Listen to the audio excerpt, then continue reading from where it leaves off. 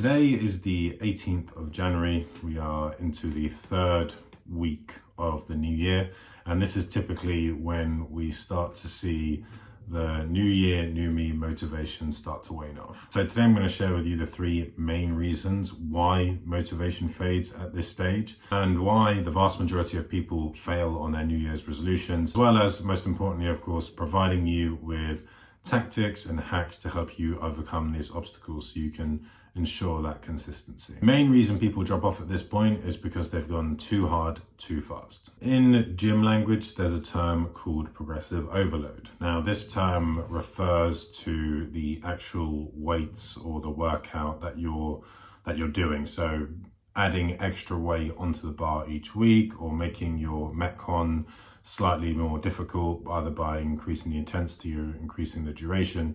The basic nuts and bolts of the principle is that if you want to get fitter and stronger, then you have a baseline and you progressively overlap. So you make it a little bit harder, a little bit harder, a little bit harder, and then your body obviously adapts. Now, the term progressive overload is used more to talk about the specific things that you're doing in your workout, aka increasing weight.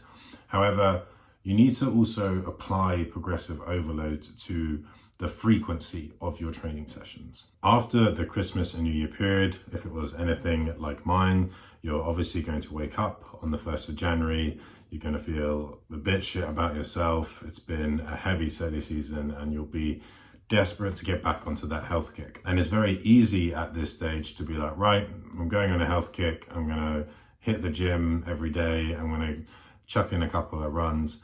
And the problem is, if you haven't done anything for a month or even longer, your body is just not adapted to that amount of volume. And actually what happens is your exercise sessions become counterproductive because your body hasn't had enough time and opportunity to recover. You'll most likely start to injure yourself or start to get ill. So although you might have the best intentions to go to the gym 4 or 5 times a week, like I said before, you're much better off starting slow, aiming for twice a week to begin with, and then building from there. One of the best running programs out there is Couch to 5K.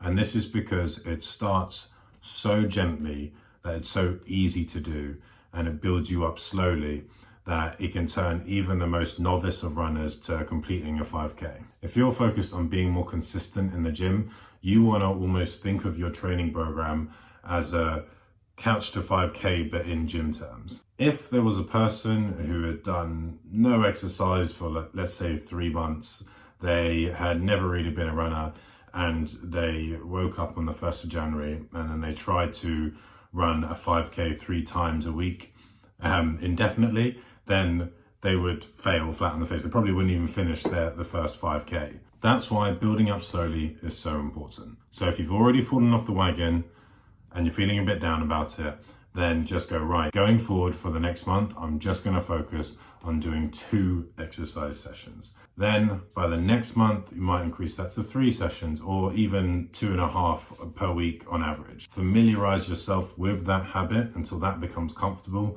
then progressively overload from there. The second reason is you're being far too restrictive. The principle of this is exactly the same as my previous point. However, now we're applying this to more lifestyle and diet. There's a cognitive bias called the hot-cold empathy gap.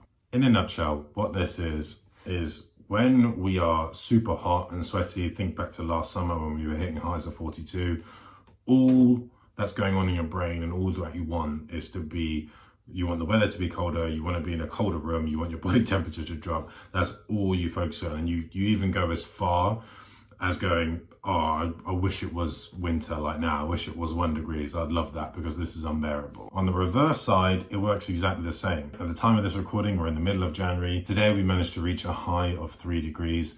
I can feel how cold it is in the flat. I don't usually wear jumpers inside, but it's more of a necessity because of the temperature. And now all I'm thinking is, God, this is awful. I just want it to be summer. I want it to be warmer. This theory or principle or bias, that's what it was called, applies in the exact same way in this scenario. After you've had a heavy silly season. You've been going out far more than your regular routine. You've been drinking a lot more alcohol than usual. You've been indulging in more chocolate and takeaways and tasty foods and all the rest of it. That's what silly season is for. Of course, you're going to wake up, and everyone around me I spoke to was the same. Woke up on the 1st of Jan after that awkward in between period between Christmas and New Year, where I was pretty much drinking on most days. It's like, right, I've had my fun. I feel exhausted, that the accumulative hangover of New Year's and Christmas. I was like, right, I'm done with this. I don't want to touch any alcohol for a long time. I'm gonna do dry Jan. I'm gonna cut out sugar. I'm not having any more takeaways for the rest of the month. This is the issue. It's very, very easy. It's like, think about any hangover that you've had. Like, the last thing you want to do is drink, and some people even like, oh, I'm never drinking again. And it's funny, I've had conversations with friends who are like, genuinely at the time, they're like, I might actually give up alcohol. And I'm like, bollocks. Like, I've been down this road far too many times before to know when someone is just really reeling from a heavy silly season, give it 3 weeks, and all of a sudden it's like, oh no, I could do with a beer again. That's a very long way of explaining the hot-cold empathy bias. I went on a bit of a rant there because I'm passionate about it. But the point is, you need to be realistic. Yes, of course, at that moment in time, you're going to want to be healthy.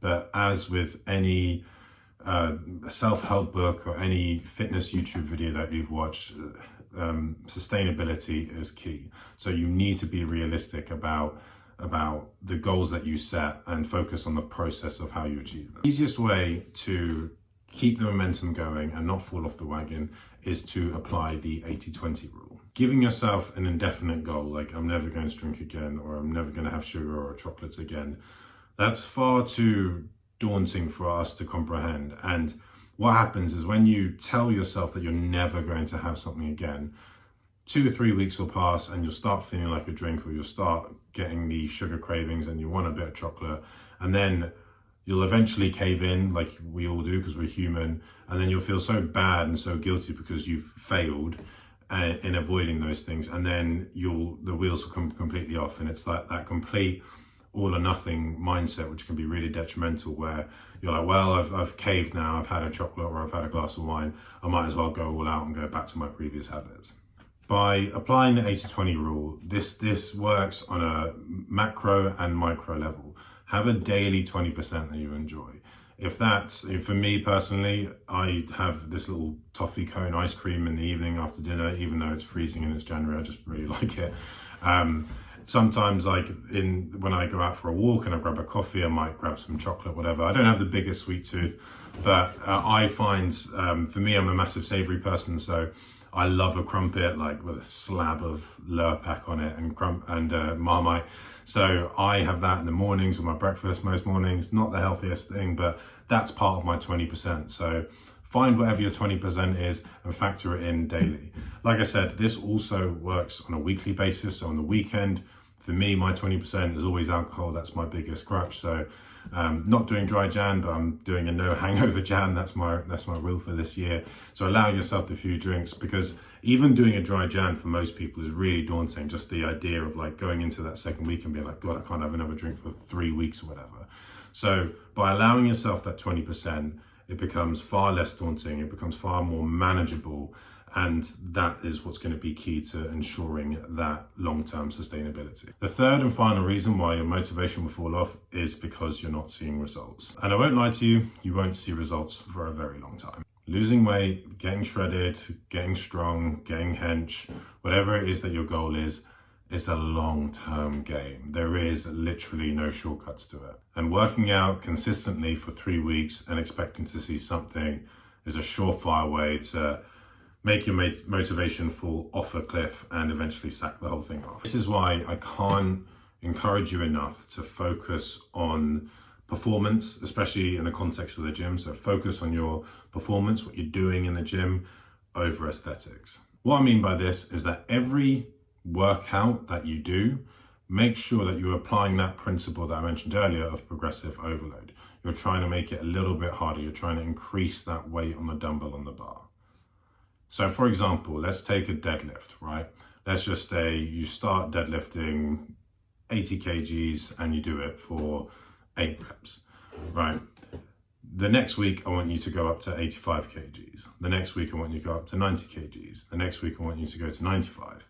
Just if you do that for 4 weeks, obviously the numbers will go up, but you'll find that actually 90 kgs feels a lot better than 80 kgs did 2 weeks ago.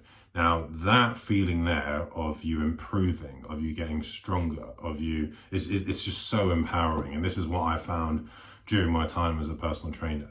If you can really sink your teeth into the performance aspect, if you could really focus and become borderline obsessed with, I'm so excited to go into the gym today because I want to see if I can bench press an extra 2 kgs on the dumbbells, or I want to see if I can lift more on the lat pull down or lift more on the split squat. There's, with all the exercises that you have in the gym, there's unlimited amounts of exercises and areas that you can improve from a strength and performance perspective.